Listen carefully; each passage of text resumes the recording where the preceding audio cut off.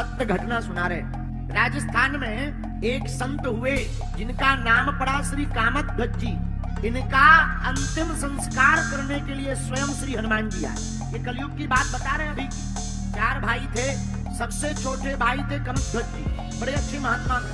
बाकी भाई राजा के दरबार में नौकरी करते थे, ये कुछ भी नहीं करते, घर पे ही रहते थे, खाते पीते रहते थे, पड़े रहते थे। घर वाले ताना देने लगे, घर पर पड़े पड़े खाते हो, काम के ना काज के, दुश्मन अनाज के, कुछ काम धाम किया करो। अच्छा, महात्माओं की आदत बड़ी विचित्र होती है, राम राम राम राम राम राम राम राम जपते रहते, मस्ती में मस्त रहते। आग लगे बस्ती में, मस्त राम मस्ती में। घर वाले बड़े परेशान। तो बाकी 3 भाइयों ने श्री कामध्वज जी से कहा, एक काम करो, हम तुम्हारा नाम लिखवा देते हैं राजा के, छोटी मोटी नौकरी मिल जाएगी। नौकरी मिले, दिन में 1 बार जाते रहना, कुछ पैसा आएगा, घर का खर्चा चलेगा। महात्मा मुस्कुराकर बोले, भैया नौकरी करनी ही होगी तो राजा की हलवा करेंगे, नौकरी करनी ही होगी तो अपने रघुनाथ जी की नौकरी करेंगे। राजाओं के ऊपर भी एक महाराजा है। कौन? राम राजा। राम राजा है, नौकरी करनी होगी तो दुनिया वाले राजा की करेंगे, अरे महाराजा की करेंगे। तो भाई लोग नाराज हो गए, कमाओगे नहीं तो क्या खाओगे, शादी वादी तो भाई नहीं। अच्छा, दुनिया भी बड़ी स्वार्थी है, अगर तुम किसी काम के नहीं हो तो ये तुम्हारे ऊपर ज्यादा भरोसा भी नहीं करती, ध्यान भी नहीं देती कि तुम हो भी कि नहीं। बोलो सीताराम। क्या करोगे? इन्होंने कहा जो राम जी करवा रहे हैं वही करेंगे, सब बढ़िया चलेगा। अरे भैया नौकरी करोगे तो पैसा आएगा, शादी हो जाएगी, बाल बच्चे होंगे। बोले हमको करनी नहीं, हम तो राम जी के हो गए, बाद में मरोगे तो तुम्हें जलाएगा कौन? तो मुस्कुराते हुए हाथ जोड़कर बोले, हमारे राम जी स्वयं व्यवस्था करेंगे। घर वालों ने कहा तो भाड़ में जाओ। बेचारे रेगिस्तान में, राजस्थान में एक जगह कुटिया बनाकर 2-3 महात्मा रहते थे। उसी जगह पर अपनी कुटिया बनाकर एकांत में वन में रहने लगे। घर वालों ने भी खोजबीन नहीं की, पागल है, चला गया, आ जाएगा तो ठीक। लेकिन कालांतर में जब इनका शरीर छूटा तो ये मर गए। वन में कोई था नहीं, किसी ने इनके शरीर की तरफ ध्यान नहीं दिया। तो उधर साकेत धाम में, बिल्कुल हम सत्य घटना सुना रहे हैं आपको, ऊपर साकेत धाम में बैठे बैठे राम जी का मन मलिन हो गया। तो श्री हनुमान जी सेवा में थे। हनुमान जी बोले, सरकार क्या बात है, आपका मन मलिन क्यों हो गया? राम जी बोले, भैया एक हमारा परम भक्त था, उसका कोई तन जलाने वाला नहीं है, उसका 100 डला है, वो तो हमारे पास आ गया और उसका 100 पृथ्वी पर पड़ा है, कोई अंतिम क्रिया करने वाला नहीं है। हनुमान जी आंखों में आंसू भरकर बोले, हे प्रभु आपकी आज्ञा हो तो आपने तो अपने हाथों से परम भक्त जटायु जी का अंतिम संस्कार किया था, अगर आपकी आज्ञा हो तो राजस्थान की भूमि में रहने वाले श्री कामध्वज का अंतिम संस्कार हम अपने हाथों से कर देंगे। राम जी बोले, भैया हम भी चलेंगे। राम जी स्वयं आए और हनुमान जी ने अपने हाथों से वैदिक परंपरा का अनुसरण करके, हनुमान जी जैसा वैदिक ज्ञानी कौन होगा? हनुमान जी परम वैदिक ज्ञानी, शास्त्रों के ज्ञाता है। जय हनुमान ज्ञान गुण सागर। हनुमान जी ने अपने हाथों से उनका वैदिक परंपरा से अंतिम संस्कार किया। या जब अंतिम संस्कार किया तो जो धुआं निकला, उस आसपास क्षेत्र में रहने वाले जितने प्रेत थे, उन महात्मा की चिता से निकले हुए धुआं से ही वह सभी प्रेत मुक्त हो गए।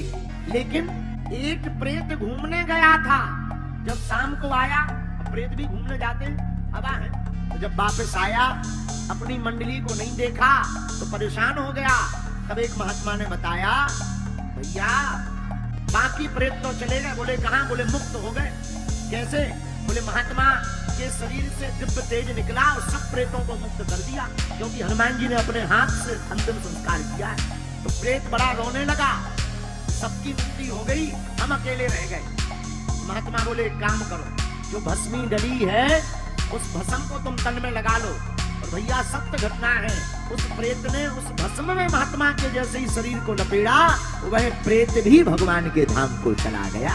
इस घटना से, इस कथा से हम आपको ये बताना चाह रहे हैं, हम सुनाने तो हनुमान कथाएं आए, हम तुम्हें हनुमान जी का जन्मोत्सव तो सुनाएंगे ही सुनाएंगे, पर कलयुग की यह सत्य घटना कहती है कि हनुमान जी के लिए कोई भी काम कठिन नहीं है।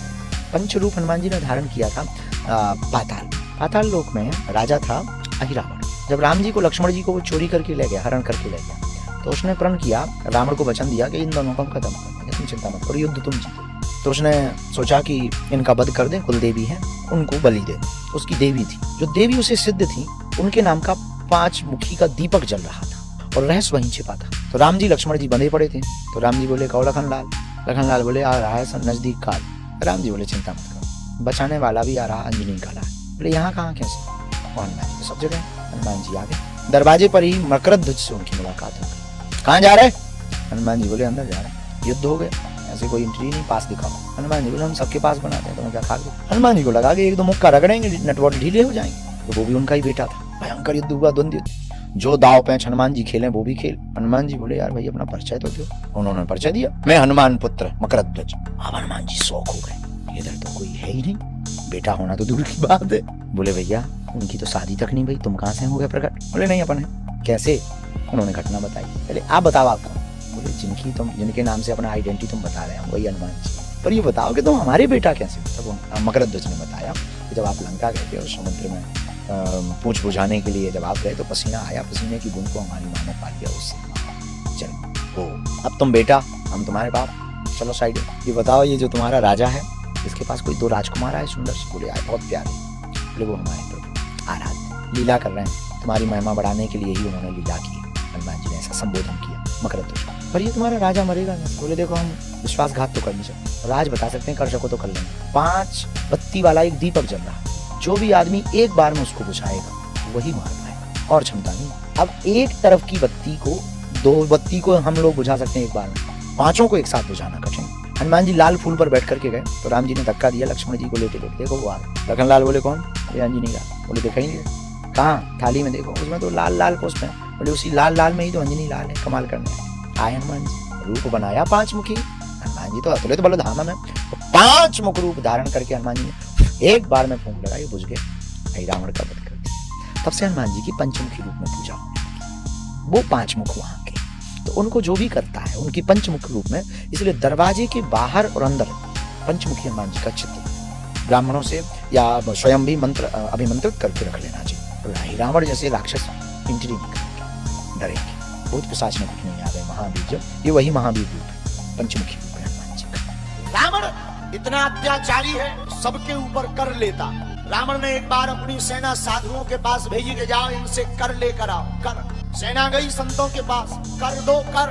महात्मा बोले हमारी इनकम ही नहीं है, कर तो वही देता है, टैक्स वही देगा जिसकी इनकम होगी। रावण के पास सेना वापस आई। रावण ने पूछा क्यों? महात्माओं ने कर दिया। अरे बोले महाराज वो तो कह रहे थे हमारे पास तो इनकम ही नहीं है, विरक्त है, क्या दे? अब देखना रावण कितना विचित्र आदमी है। रावण बोला विरक्त है तो क्या हुआ? कहना रक्त तो है वही दे दो। रावण साधुओं पर अत्याचार करता, इसीलिए हनुमान जी रावण के राज्य में मच्छर के समान बनकर आए। और मच्छर का काम क्या है? मच्छर का काम भी खून पीना। और हनुमान जी भी बोले सुनो, हम मच्छर के समान बनकर आए, अब हम तुम्हें भी चैन से नहीं सोने दे।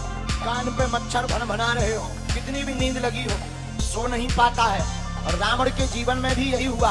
अच्छा खासा रावण सोता था, राक्षस खाता है और सोता है, लेकिन धन्य है हनुमान जी।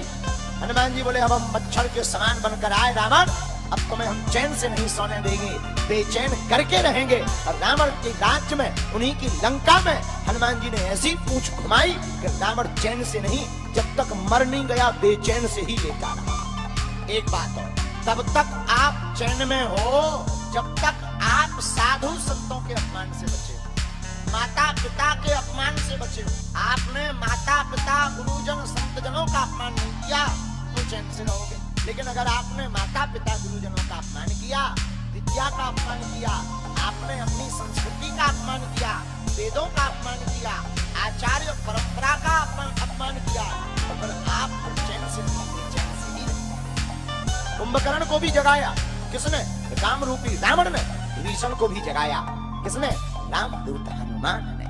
मतलब भगवान की भक्ति करोगे और सो भी जाओगे तो तुम्हें हनुमान जी जैसे संत जगाने चले आएंगे।